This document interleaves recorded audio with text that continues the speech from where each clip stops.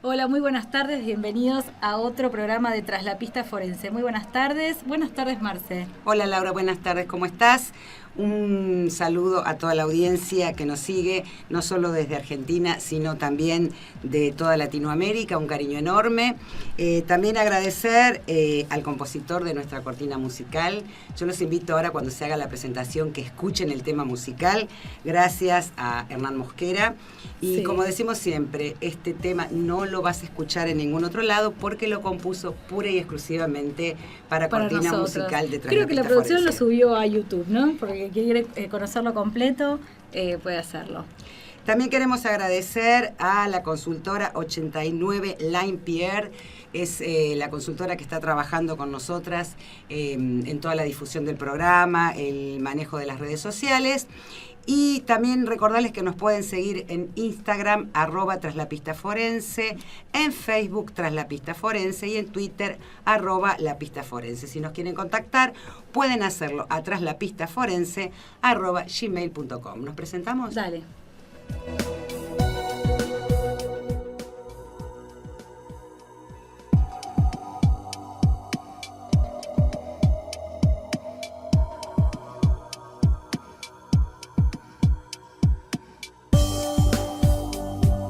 Hoy tenemos comunicación con Colombia, Desde España, desde Miami, desde Ecuador, desde Perú, desde México, a Chile, de Caracas, Venezuela. Tras la Pista Forense vuelve en su 7ª temporada. Una manera distinta de acercarte al fascinante mundo de las ciencias forenses junto a destacados especialistas de todas las áreas de Argentina y Latinoamérica. Producción y conducción de las licenciadas María Laura Santos y Marcela Jorge Ramírez. Vamos, Tras la Pista Forense.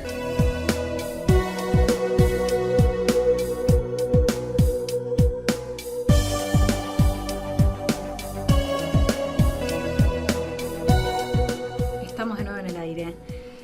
Sin lugar a duda, la noticia del día en la República Argentina fue un episodio que ocurrió a pocos metros del Congreso de la Nación, donde un diputado nacional, Héctor Olivares, sufrió un atentado. Él iba acompañado por un asesor, el señor Miguel Marcelo Yabón.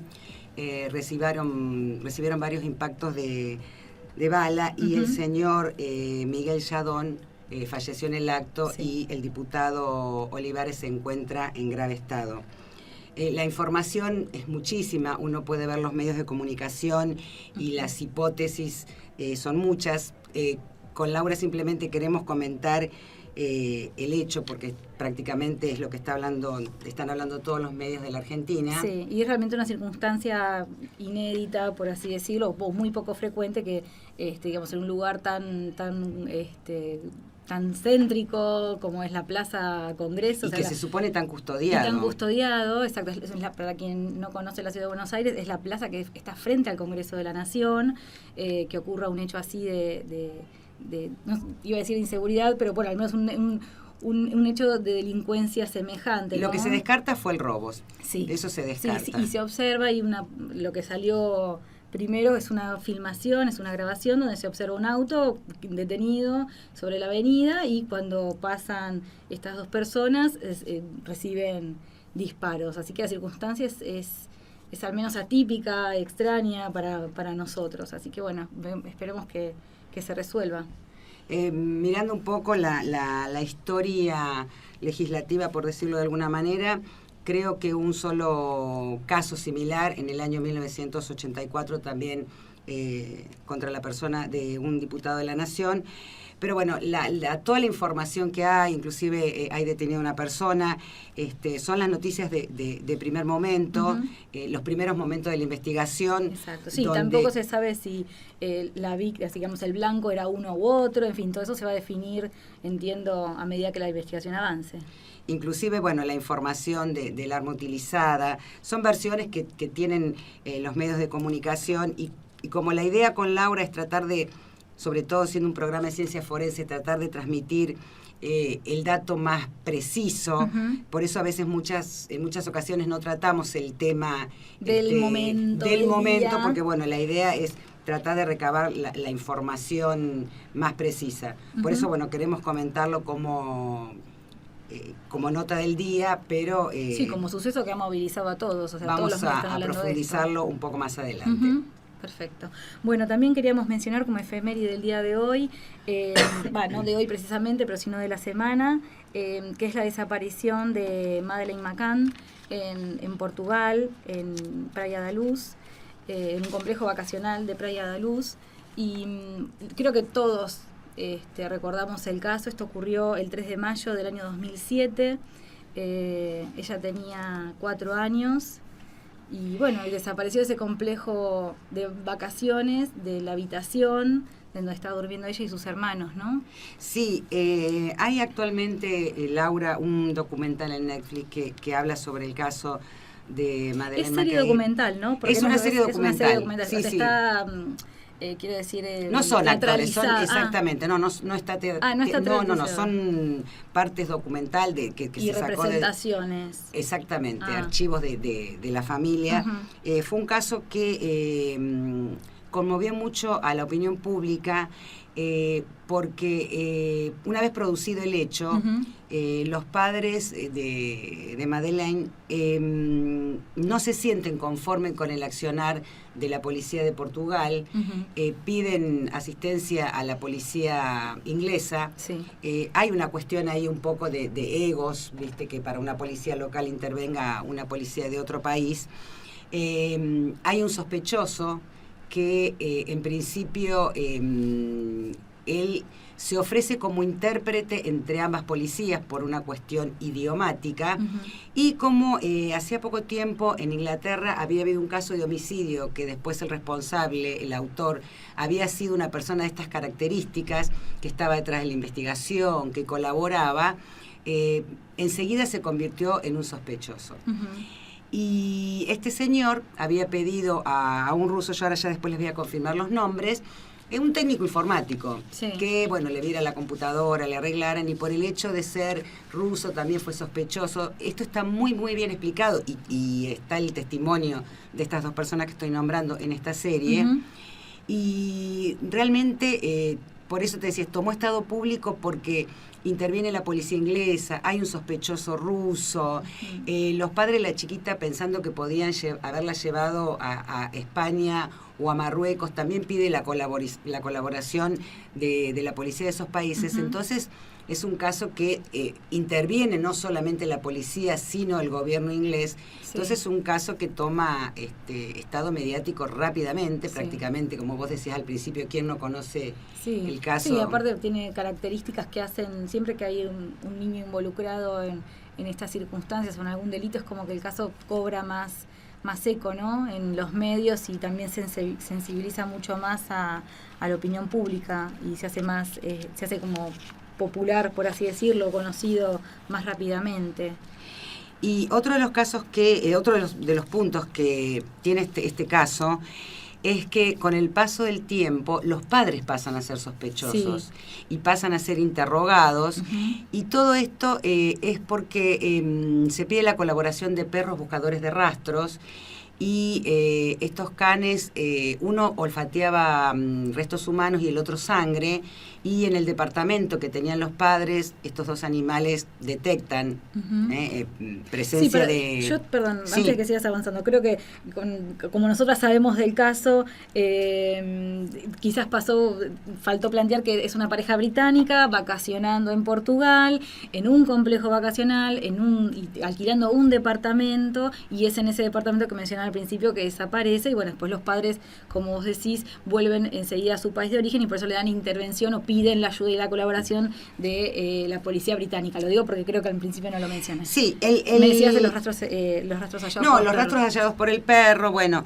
y entonces los padres pasan a ser sospechosos. Bueno, realmente es un caso muy emblemático. Bueno, aquel que quiera profundizar más en el tema lo puede buscar en cualquier buscador, está en todos. Te iba a decir, y es uno de los casos también que no te pasa a vos, que cuando vas a los diferentes portales de noticia es frecuente que se renueve la noticia, o que haya alguna novedad, o un nuevo sospechoso, o una nueva declaración. Sí, inclusive hace poco salieron declaraciones de una de las niñeras que tenía el complejo hotelero, y el tema que traíamos nosotros con Laura, o que quisimos tratar este tema, más que nada, es para tener en cuenta, esto es un caso emblemático, es un caso que ocurrió hace unos años, pero bueno, que esto es una cosa que tal vez, o mejor dicho, sigue pasando, no solamente en Europa, sino en todas partes del mundo, porque una de las hipótesis es que la chiquita fue secuestrada por una red de pedofilia. Sí. Entonces, bueno, más que nada traemos el tema hoy y lo tratamos porque es un caso que creemos que es muy conocido, fue muy mediático en su momento, y como dice Laura, cada tanto sale alguna noticia, sale alguna información, pero es para tener conciencia de la cantidad de chicos de cualquier edad, puede ser de 4 años, como era el caso de Madeleine, a chicos de 13, 14, 15, 16 años, que desaparecen y nunca más se los vuelven a encontrar. Y lo que a mí me conmovió de esta serie, precisamente porque no es actuada por actores, sino que es de testimonio de los personajes reales, es la desesperación, la sensación de angustia, de sentir que la policía no colabora. Y esto que nosotros podemos ver en este documental, pensar que ¿cuántas familias, Laura, lo pasan o lo han pasado? Que sabiendo que está a disposición la serie documental, todavía no he podido verla porque me moviliza demasiado. Seguro, es muy difícil abordar determinados temas, ¿no? Aunque sea a nivel periodístico, de investigación, no quiero ni por un segundo pensar por lo que puede estar pasando la familia. No, o sea, más de 10 años, 12 años y no saber. Aparte, Laura, una de las cosas que realmente es muy triste es que ellos fueron contactados, mejor dicho, ellos tenían el auspicio de una persona de mucho dinero que se interesó en el caso y contrataron investigadores privados de España y creo que después de Estados Unidos y terminaron siendo estafados. Que les decían, la vimos en tal lugar, la vimos. Vos imagínate la ansiedad para esos padres que llevan 2 meses sin saber nada de su hija y a veces pienso, ¿no?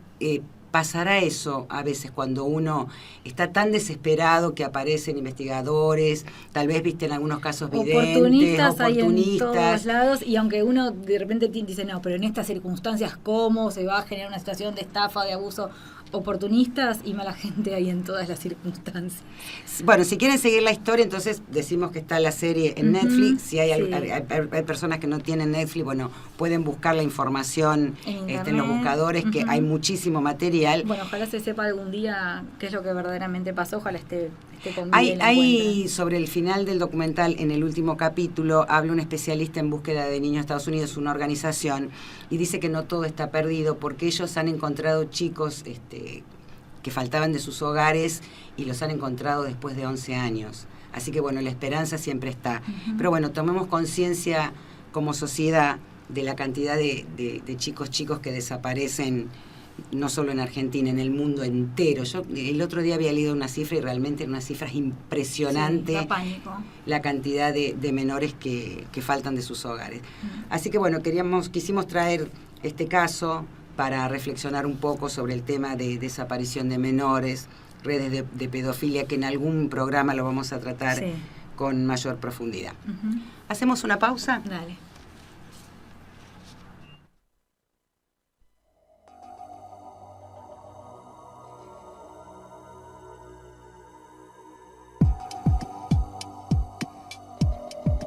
Seguinos en Twitter, @lapistaforense, y contactanos a nuestro mail, traslapistaforense@gmail.com.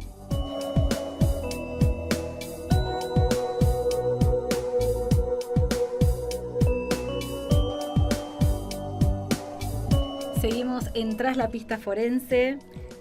Bueno, Marce, hoy vamos a tener unos entrevistados muy, muy interesantes.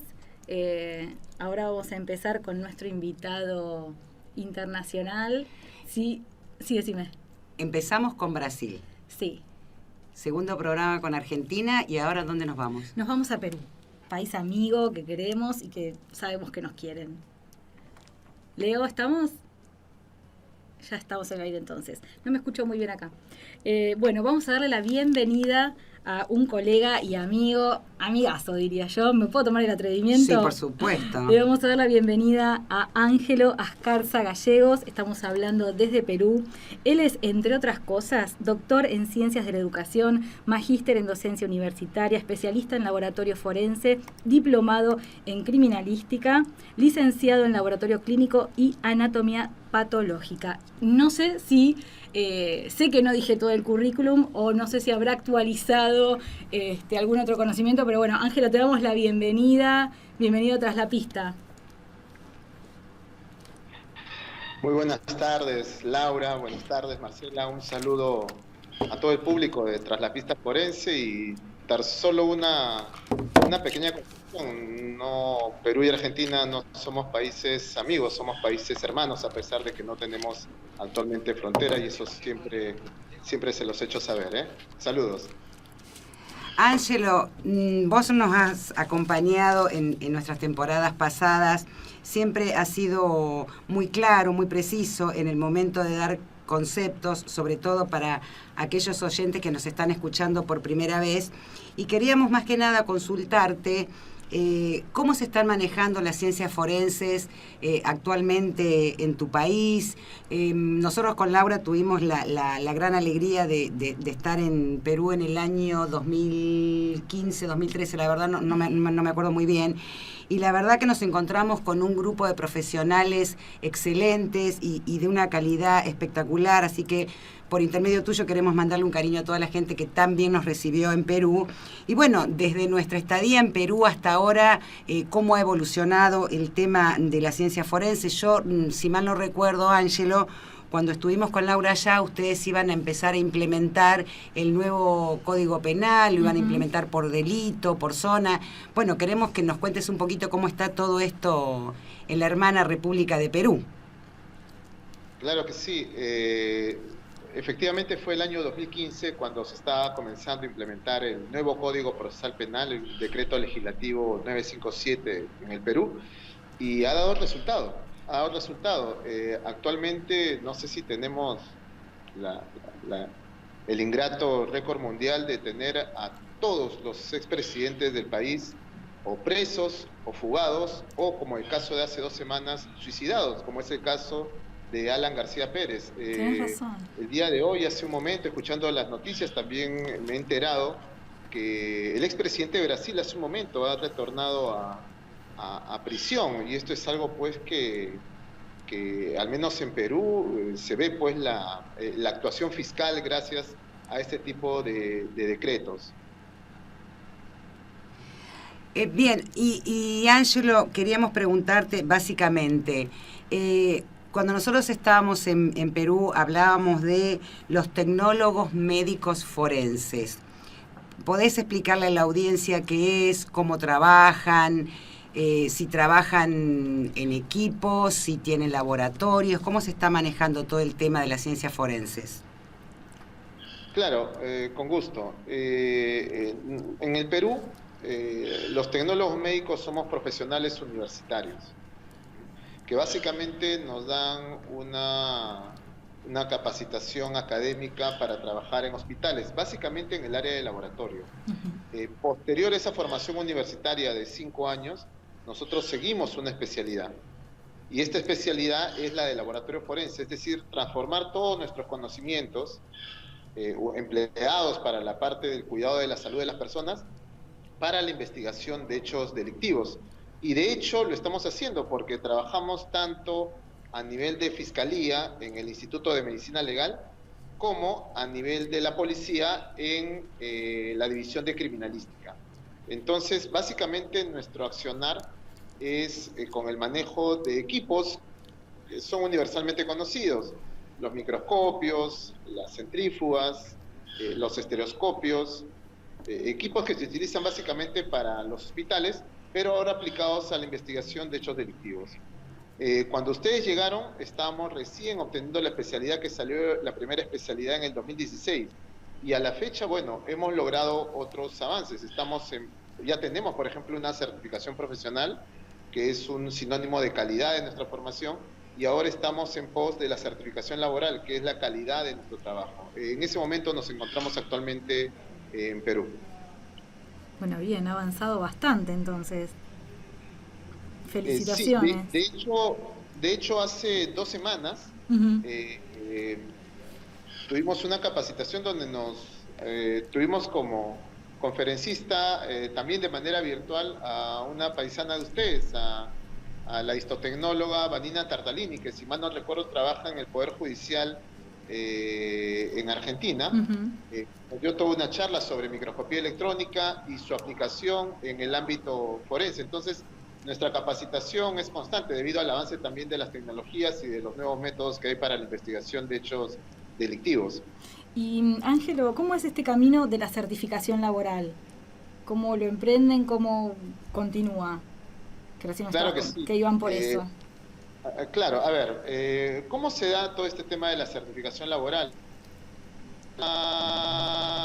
Básico. Luego de tener nuestra especialidad, nosotros decíamos, bueno, hemos tenido una formación en ello, pero ¿quién atestigua o qué documentos refrenda que los procedimientos que estamos haciendo a diario están bien hechos? Exacto, básico, ¿no? Claro, Es entonces, verdad. ¿qué es lo que pasa? Que la Organización Internacional del Trabajo, dependencia de la ONU, establece en cada país una institución que dé la certificación laboral. ¿Qué significa la certificación laboral? Que tu trabajo está bien hecho, Ujú. ¿no? Certificaciones laborales, no solamente en el ámbito forense a nivel profesional, da certificaciones laborales a los cuidadores de niños, a los jardineros, también a los profesionales universitarios, a los profesionales técnicos, es decir, da certificaciones laborales en los diferentes ámbitos de la actividad humana. En ese camino es que nosotros nos sometimos a un proceso que se llama normalización, con el cual sacamos un estándar de lo que es el laboratorio forense y luego nos sometimos a evaluaciones en ese campo y estamos en pos de que nos entreguen esta certificación que atestigua que nuestro trabajo como laboratoristas forenses es de calidad. Excelente.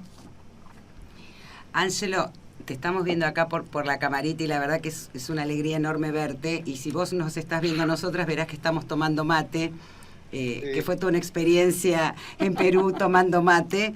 Y quería preguntarte básicamente por el tema de la seguridad.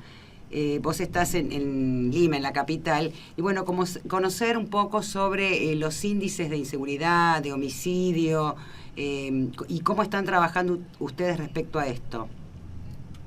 Sí, en la década de los 80 y 90, el principal problema en el país era el terrorismo. Teníamos a dos grupos terroristas acá, el Movimiento Revolucionario Tupac Amaru y Sendero Luminoso, que a cada momento nos dejaban en apagones y bueno, hacían ataques, lo cual provocó también abusos y violaciones de derechos humanos de las Fuerzas Armadas. De hecho, tenemos uno de los expresidentes, Alberto Fujimori, está preso justamente, purgando condena, actualmente en prisión, por crímenes de lesa humanidad, justamente en esa represión subversiva. Pero luego, a partir de los 90, luego la que ya vino la pacificación, ya estamos ya por los 20 años en los cuales en el Perú la principal problemática no es la economía, no es el terrorismo, sino es justamente la inseguridad ciudadana. Justamente también viendo las noticias que ahora son tan dinámicas por las redes sociales, hemos visto en Argentina cómo han baleado a un diputado y han originado la muerte de su acompañante. Actualmente en Perú, lamentablemente, se ha incrementado bastante la criminalidad a través de bandas organizadas y a través de milicias zonales, sobre todo en la zona del puerto del Callao, donde no solamente tenemos puertos, sino también aeropuertos, es decir, es la vía de entrada y salida de toda la droga. Lamentablemente, creo que todos lo sabemos, Perú es el primer productor mundial de cocaína, entonces justamente estas mafias son las que actualmente nos vienen devastando y muchas de esos desertores de las mafias de la cocaína, dado que caen sus líderes, se dedican posteriormente a la extorsión, al sicariato, al secuestro. La criminalidad en el Perú se mantiene elevada. Hay una sensación de inseguridad terrible. Tenemos entendido, según el último sondeo, que estamos en un porcentaje de criminalidad del 5%, lo cual es bastante elevado para la región. El atentado o el intento de homicidio que han sufrido ustedes el día de hoy, hace unas horas, contra su diputado, Sí, es un tema. Pero no es raro autoridades locales, ¿eh? Es decir, ustedes se asombran porque tenemos pues que en Argentina no están acostumbrados a ello. Sin embargo, Sí. en Perú ha habido no solamente atentados, sino se han concretado crímenes contra las autoridades. Sí, vos sabés, Ángelo, que era lo que yo estaba pensando mañana frente a esta información respecto al atentado contra este legislador, que había un solo antecedente del año 1984, pero por ahí cuando uno indaga un poco en la historia de Perú o México, ve que esto es algo muy usual, ¿no? Sí, me recuerdo mucho este año el atentado que sufrieron también en Colombia, justamente cuando habíamos invitado a un perito colombiano a que venga a dar una presentación acá a nuestro país, y justamente se dio este atentado en Colombia contra una de sus bases policiales. Y nosotros recordábamos pues que eso era pan de cada día en la década de los 80 y de los 90, los Perú que se daban con los coches bomba, se daban contra sedes de la fiscalía, contra sedes de la policía, es decir, prácticamente ya Lima estaba cercada. Bueno, menos mal ese tema. No, pero ahora tenemos el otro tema que es el de la violencia doméstica. Diariamente en Perú, lamentablemente, tenemos prácticamente una sección de todos los noticieros que se dedican a dar cuenta de todos los crímenes que se dan en el día, es decir, esto no es una cosa fortuita, esto ya es algo sostenido, lamentablemente no nos estamos dando abasto para combatirla. Uno de los puntos, cómo combatir la delincuencia, es profesionalizando la ciencia forense, ¿no? Es decir, llevándolas a un nivel, al más alto nivel académico, que es al nivel de universidad, lo cual estamos haciendo, y dándoles incluso estudios de posgrado, como son las maestrías, doctorados y también la especialidad. Y en ese caso hemos comenzado tarde en Perú, como les digo, la especialidad recién ha salido el año 2016, hace 2 o 3 años, pero a partir de ahí ya no hay camino de retorno porque la sociedad nos exige eso. Claro, sí, sí, se entiende. Y respecto a los delitos que estamos hablando, lamentablemente uno que acá es noticia prácticamente todos los días es el tema de los femicidios. Prácticamente, no, la verdad que no, Laura, actualmente no sé la cifra anual que llevamos, pero son cifras realmente alarmantes. Sí. Una mujer muere cada, no sé, 24 horas podríamos decir, porque es hasta 30 se solía decir, pero prácticamente todos los días, o que ha sido asesinada, o que ha sido golpeada. No conozco las estadísticas, pero sí es un tema que está bastante presente. Es bastante recurrente. Sociedad. Es recurrente y está presente el tema también, sí. ¿no? Y con el título de femicidio o feminicidio, dependiendo del caso, queríamos saber, Ángelo, si ustedes, si en la sociedad peruana está pasando lo mismo, si hay mayor conciencia en cuanto al delito contra la mujer. Lamentablemente estamos en una situación muy parecida a la Argentina. Los feminicidios, se ha dado recién la ley del feminicidio, un año, pero esto no ha disuadido a los agresores. Claro.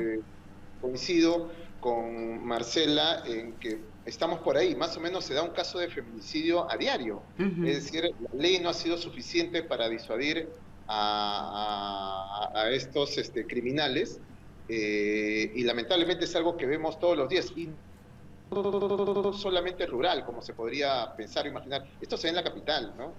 Basta comparar, ver todos los días cualquier periódico o ver algún noticiero, y diariamente ocurren casos de feminicidio, uno peor que el otro. El día de ayer hemos tenido un caso de feminicidio contra una mujer venezolana en una habitación de hotel. Anteayer hemos tenido una noticia periodística que ha encontrado una mujer dentro de un bloque de cemento que había desaparecido hace años. Es decir, esto tampoco es reciente, esto ya tiene larga data, pero lamentablemente nuestra estadística es bastante elevada. Bien, bueno, tema que vamos a tratar también más adelante en el programa, más que interesante. Ángelo, ¿sabes qué me viene a la memoria cuando estuvimos por allá visitándolos? Estaban muy atentos con el proceso de cadena de custodia y estaban revisando también esos procesos para ver de qué forma podía mejorarse. ¿Notaste algún cambio en este tiempo sobre cadena de custodia? Claro que sí. Claro que sí. ¿Dónde se le da la importancia en el Perú, y ahora está muy de boga, al tema de cadena de custodia? A raíz de estos procesos que se dan de investigación contra todos los expresidentes, tenemos a un expresidente Toledo que actualmente está con un proceso de extradición en Estados Unidos. Tenemos al expresidente Humala, que anteayer el fiscal ya solicitó 20 años para él y 26 años para su esposa, ya formalizó la denuncia y estuvo preso también. Tenemos, bueno, al expresidente Alan García, que se ha suicidado el día que lo fueron a detener a su domicilio, eso hace 2 semanas. Sí, llegó la noticia acá, nos enteramos, sí. Tenemos al expresidente Fujimori preso por crímenes de lesa humanidad. Tenemos al expresidente también Morales Bermúdez, condenado internacionalmente. Es decir, tenemos al último presidente de vigencia, Pedro Pablo Kuczynski, PPK, también, que se ha salvado de la prisión preventiva por una operación al corazón, pero él ya estaba y va a ser definitivamente, por el caso de Odebrecht, seguramente procesado y muy posiblemente sentenciado. A raíz de todo esto se descubre que todo el Estado peruano colapsó. ¿Por qué? Porque a nivel del Poder Ejecutivo todos los presidentes estaban presos.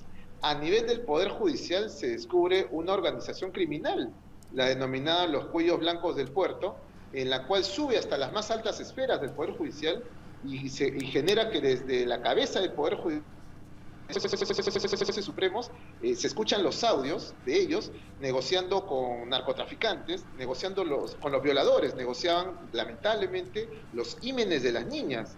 Decían que quieren, había un audio muy famoso de un juez que actualmente está detenido en España, se está pidiendo su extradición, que en el audio se le escucha hablar con el violador y le dice, pues, ¿qué quieres que hagamos? ¿Que te reduzcamos la pena o que lo anulen? En un caso de violación de una niña. Entonces esto sacudió tremendamente el Poder Judicial y colapsó también el Poder Legislativo, porque se descubrió que muchos de sus integrantes también estaban aliados con esta organización criminal. Entonces, los 3 poderes del Estado, el Poder Ejecutivo, Legislativo y Judicial, ha colapsado, ¿no?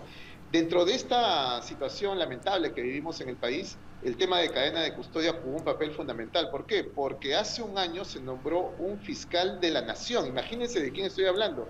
Un fiscal de la Nación que era parte de la organización criminal Los Cuellos Blancos del Puerto, y el cual destituyó, por ejemplo, a todos los fiscales que estaban investigando a los expresidentes en la noche de Año Nuevo, lo cual originó que la población saliera a las calles en este último Año Nuevo y saliera a la plaza Don José de San Martín, que ustedes conocen, sí, de nuestro libertador argentino, a protestar, lo cual originó que se restituyeran los fiscales. Pero ¿cómo se logró destituir a este fiscal de la Nación? Ahí viene la respuesta para Laura. Porque uno de los fiscales, de los valientes fiscales peruanos que los expresidentes, intervino la oficina de este fiscal de la Nación y lacró la vía de ingreso y lacró también y dejó bajo cadena de custodia numerosos expedientes de este fiscal. ¿Qué sucedió? Al día siguiente, que era un día sábado, donde no había personal, este fiscal acude a la sede de la fiscalía que estaba lacrada y a través de su personal de seguridad deslacra, quita las cadenas de custodia y se lleva todos los documentos. ¿Cómo nos enteramos los peruanos de esto? A través de este fiscal previamente había desactivado todas las cámaras de seguridad de la fiscalía. Imagínense el nivel delictivo, estamos hablando de un fiscal de la Nación, menos una. Y en esa cámara que queda se logra ver cómo personal de seguridad de este fiscal le quita el lacrado a la puerta y rompe todas las cadenas de custodia que se habían dado con los documentos incautados y se los lleva, ¿no?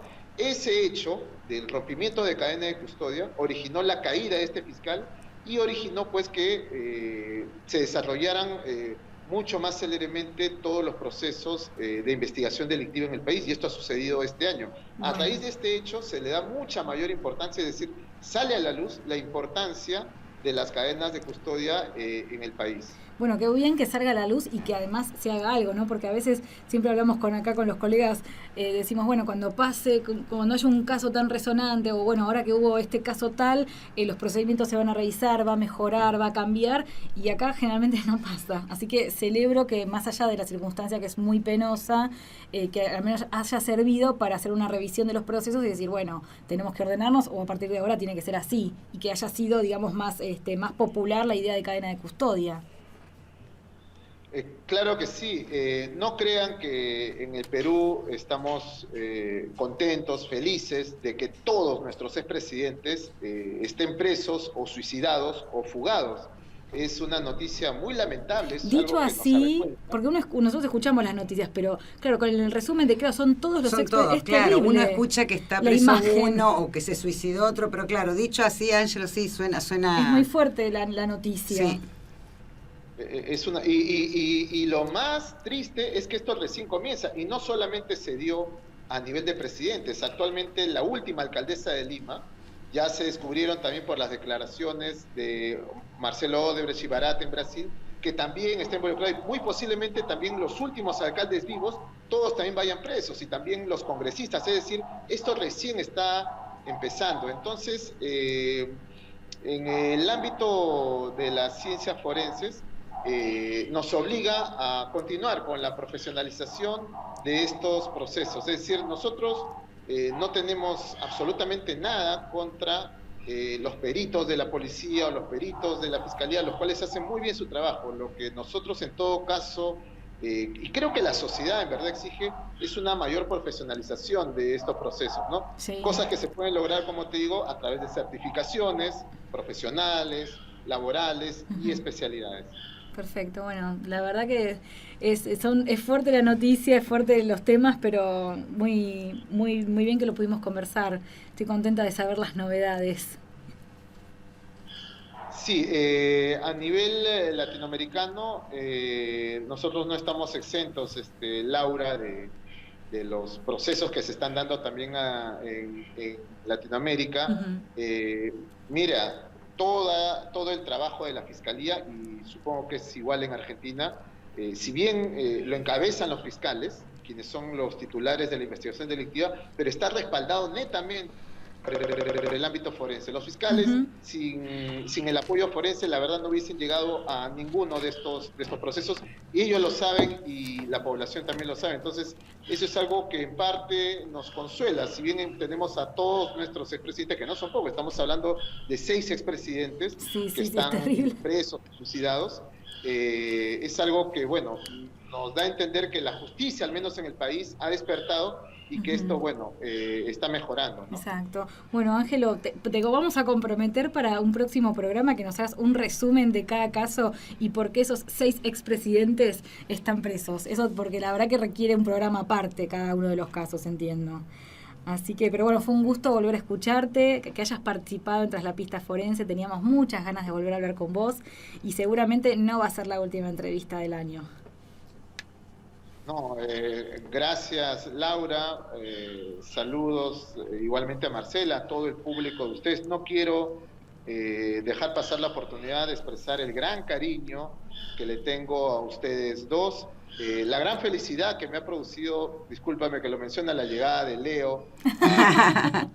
Gracias. Queremos justamente, si trabajamos y si nos esforzamos fuera de nuestro horario laboral, seguramente no bien remunerados, si seguimos metiéndole todo este punches para dejarles a nuestros hijos un país, una nación mucho mejor de la que heredamos nosotros. Exacto. Así que un saludo y a su disposición por siempre, Laura y Marcela. Gracias, un cariño enorme a todos los profesionales que te acompañan, que tuvimos la oportunidad de conocer, y también un cariño enorme a tu familia, Ángelo.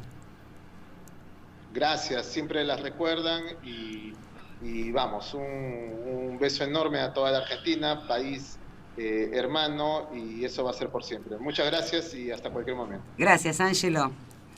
Estabas escuchando al perito criminalístico Ángelo Alcázar Gallegos, desde Perú, un amigo, un colega, un tipazo, como decimos nosotros, y viendo también un poco la realidad de lo que es todo el tema de inseguridad, cómo se está trabajando con las ciencias forenses. Te digo que surgieron diferentes temas que me dieron ganas de preguntarle, de tenerlo 3 horas más hablando. A veces uno piensa, Laura, cuando pasan determinados hechos, pucha, ¿por qué pasan en la Argentina, en mi país, un país tan lindo? Y después ves que se repiten en otros países, y si bien no queda una sensación de alivio, ver que, bueno, no somos los únicos que vivimos este flagelo. Y respecto al tema de la violencia contra la mujer, lamentablemente es algo que se repite, no diría en Latinoamérica, diría prácticamente en todo el mundo. Y es una cosa que es un tema que hay que charlarlo, hablarlo. Yo creo también inclusive en las escuelas, con los chicos desde que son chicos, de la primaria, a los nenes, a las nenas, a aprender a hacerse respetar ya de chiquitas, ¿no? Porque a veces uno lo toma... Sí, hacerse respetar. Yo creo que bueno, el tema da para hablar mucho. Ya me avisa la producción que tenemos a nuestra próxima invitada en el aire, pero pero bueno, el tema de femicidio, la violencia contra la mujer, es un tema súper delicado y que tiene diferentes estratos de análisis y creo que muestra el tipo de sociedad que somos o cómo somos criados, cómo somos formados, ¿no? La violencia hacia la mujer o hacia el indefenso.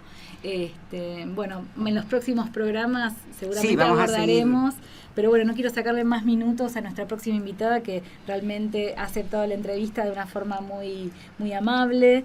Vamos a hablar de un tema que nos interesó desde siempre, desde antes de que existiera en Argentina. Estuvimos siempre ahí interesados a ver cuándo empezara en nuestro país. Vamos a hablar de juicio por jurado y nos acompaña la doctora Denise Bacrocar de la Asociación Argentina de Juicio por Jurado. Bienvenida, Denise. Hola, muchas gracias. Doctora, hace poco tiempo hubo un caso que fue bastante mediático respecto a que un jurado había declarado la inocencia de un ciudadano acusado de homicidio. Y bueno, con Laura queríamos saber cómo es el tema de juicio por jurado, cómo se eligen los jurados, cualquier ciudadano puede ser convocado para que forme parte de un jurado. ¿Dónde está vigente esta metodología dentro de nuestro país? Exactamente, en qué lugares del país, como dice Laura, se aplica y en última instancia, ¿qué es lo que decide el jurado, no? ¿Qué resuelve? Bueno, muchas preguntas juntas, ¿sabes? Sí, disculpame. Pero para no interrumpirla. No pasa nada. Bueno, básicamente el juicio por jurados es un mecanismo que incorpora a los ciudadanos a la administración de justicia, ¿no? Lo que ellos resuelven es acerca de la culpabilidad o no culpabilidad de los acusados que son llevados a juicio. Este instituto está previsto en la Constitución Nacional desde 1853, hace un montón de años, y la realidad es que nunca rigió en Argentina a nivel nacional, ¿no es cierto? Porque fueron las provincias las que empezaron a implementar este instituto. Primero fue Córdoba, que eligió un sistema que está compuesto por jurados y por jueces profesionales al mismo tiempo, es decir, que deliberan todos juntos, pero también después las provincias que se fueron sumando adoptaron el sistema clásico, que es el que vemos todos en las películas, ¿no es cierto?, de los 12 ciudadanos que se retiran a deliberar solos. Las provincias que actualmente cuentan con juicio por jurado son Neuquén, Buenos Aires y Mendoza en funcionamiento, y también tienen leyes Chaco, Río Negro y San Juan. Así que cada vez son más las provincias que van amoldando estos juicios a la Constitución, y ya se hicieron en Buenos Aires, se hicieron más o menos 300 juicios con un montón por jurados, solamente que hubieron así como 3 más mediáticos y que son los que todo el mundo conoce, pero en realidad esto es algo ya un poco de todos los días. Bien, y Denise, ¿cuál es la ventaja de esta metodología? Bueno, hay muchas ventajas. En primer lugar, que es más democrático, porque es la forma de incorporar a la ciudadanía en el Poder Judicial, que es el único de los 3 poderes del Estado que no tenía hasta el momento participación, porque nosotros elegimos a nuestros representantes por voto, pero en el ámbito de la justicia no teníamos ninguna participación. Bueno, ahora con esto se democratiza, ¿no?, la justicia, pero además las decisiones de los jurados yo creo que son más legítimas, ¿no es cierto?, porque vienen de la ciudadanía y porque son tomados en un sistema que es más transparente que el sistema que estamos acostumbrados a ver todos los días, y sobre todo por la pluralidad de voces de las personas que son jurados, porque una de las preguntas era cómo se eligen los jurados. ¿Cómo se eligen exactamente? Un ciudadano de la provincia de Buenos Aires ¿puede ser convocado en algún momento para formar parte de un jurado? Sí, claro que sí. O sea, lo que tiene que pasar primero es haber salido sorteado por la Lotería Provincial los 3 últimos números del documento. Entonces, todos los años se sortean 3 números, en realidad 6, 3 y 3, y todas las personas que terminan con esos números pueden ser llamados a ser jurados durante ese año. Después, por ejemplo, si hay un juicio en La Plata, bueno, se elige la lista de La Plata, se sortean a 48 personas y esas personas son sometidas a una audiencia de selección. Claramente que se excluye a las personas que tienen alguna incompatibilidad, por ejemplo, los escribanos, los abogados, los miembros de fuerzas policiales, los curas. Bueno, hay varias incompatibilidades, y una vez que esos esas personas están en la audiencia, se lleva a cabo la selección propiamente dicha, en donde las partes les hacen preguntas a los potenciales jurados para poder conocerlos mejor y ver que realmente no estén afectados por un prejuicio o no tengan interés en la causa. Entonces ahí pueden recursar hasta que, bueno, cuando no tienen más recusaciones, ahí ya se eligen a los 12 que van a formar parte del jurado. Bien, pero básicamente no hay muchos requisitos para poder ser jurado. Los requisitos son ser mayor de edad y saber comprender el idioma, no hay mucho... Uh-huh. ¿Y ese proceso de selección cuánto tiempo dura más o menos? O sea, las listas anuales se conforman en octubre, pero sí, cuando hay un juicio en concreto, se sortea la lista, se envían las notificaciones y se fija un día para la audiencia de selección, que ahí apenas está por empezar el juicio. Bien. ¿Y puede alguien que haya sido elegido decir, yo no quiero ser? No, en realidad es una carga pública, es como ir a votar o como ser presidente de Néstor, claro, si se quiere. Y la realidad es como que la gente que le gusta hacer, ¿no? Porque al principio sí, es cierto que le agarra un poquito de miedo para que me están llamando, porque les tengo un telegrama, ¿qué es esto que me están llamando? Pero después a la gente le gusta porque estamos todos, ¿no? En permanente contacto con conflictos y bueno, y está bueno también darle la posibilidad a la ciudadanía de poder participar. Denise, ¿y una resolución que toma un jurado, puede ser, el juicio puede ser apelado, se puede pedir un nuevo juicio? Cuando el veredicto del jurado... El veredicto, ahí está la palabra. Es de culpabilidad. Sí. El acusado sí puede pedir la revisión, ¿no? de su condena. Ahora, cuando el veredicto es de no culpabilidad, se termina el caso. El fiscal o la querella o quien sea tiene solo una oportunidad. Y esto rompe con la lógica que se viene trabajando, que los juicios, viste, son interminables, ¿no? Porque todavía queda el recurso. Claro. El recurso. Cuando el jurado dice que es no culpable, ahí se termina el caso, ¿sí? Bien. Es cierto que hay que concederle un recurso al acusado por el derecho, por los pactos internacionales de derechos humanos que prevén que se revisen los fallos condenatorios. Y el tiempo de deliberación, ¿es como en las películas que se ve que se retiran a una habitación aparte y pueden estar días? O sea, ¿tienen que estar los 12 de acuerdo para dar el veredicto? ¿Cómo es eso? Depende de la ley. Por ejemplo, la ley de la provincia de Buenos Aires establece que los veredictos tienen que ser de 10 contra 2. Uh-huh. Pero si hay casos de pena de prisión perpetua, tiene que haber unanimidad. Ahora, por ejemplo, en Mendoza, que recién la semana pasada creo que fue el primer juicio por jurados, es por unanimidad directamente. Bien. Y tienen que deliberar hasta que se ponen de acuerdo. Generalmente no tardan días y días, ¿no? Porque, sino que, bueno, depende del caso. Por ejemplo, en el último de Mendoza estuvieron 3 horas deliberando. Uh-huh. Pero bueno, va dependiendo de la complejidad, de cómo se desarrolla la deliberación. Perfecto, súper claro. Y una última pregunta, porque recién hablábamos de los casos mediáticos y todos los casos que han sido seguidos por la opinión pública, se ha encontrado a la persona inocente. Y recién usted hablaba de que hay muchos casos. Uh-huh. Más o menos los estadísticamente, o hay algún número que diga el jurado encuentra más inocentes, más culpables, porque por ahí hay así como un mito en algunas personas que por el hecho de que la televisión vive informando sobre delitos, como que predispone a las personas a... ¿Ustedes por la experiencia que tienen? Mira, hay un 70% de casos en los que el jurado declaró a las personas culpables y un 30% más o menos de personas que fueron absueltas. Por esto no, para mí así hablar sobre estos números es como un poco inconcluso, ¿no es cierto? Uh-huh. Porque yo no sé qué tipo de casos eran los que los fiscales llevaron a juicio. Capaz que eran casos que no tenían prueba y por eso terminaron. Claro, no, se entiende perfectamente, claro. Se entiende perfectamente. Pero lo cierto es que los últimos casos mediáticos fueron de personas que fueron declaradas no culpables y que se alegaba la legítima defensa, ¿no? Uh-huh. que era el tema en controversia.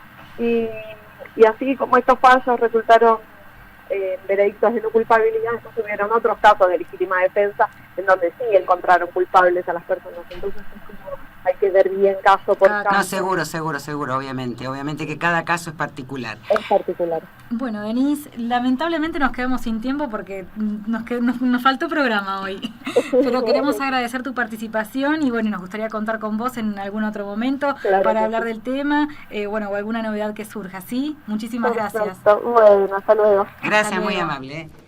Se pasó volando el programa. Se pasó volando. Ya nos tenemos que ir. Creo que Leo nos va a echar, que es nuestro operador. Hoy no lo saludamos. Bueno, nos despedimos hasta el jueves de la semana que viene. Gracias por haber participado de Tras la Pista Forense. Y Marce les da los contactos en las redes que yo desconozco. A ver, espera. Acá me tomaste por sorpresa. Sí, nos pueden seguir en Instagram, @traslapistaforense, en Facebook, Tras la Pista Forense, y en Twitter, @lapistaforense. Si querés contactarnos, traslapistaforense, @gmail.com. Nos encontramos la próxima semana. Gracias. Hasta luego.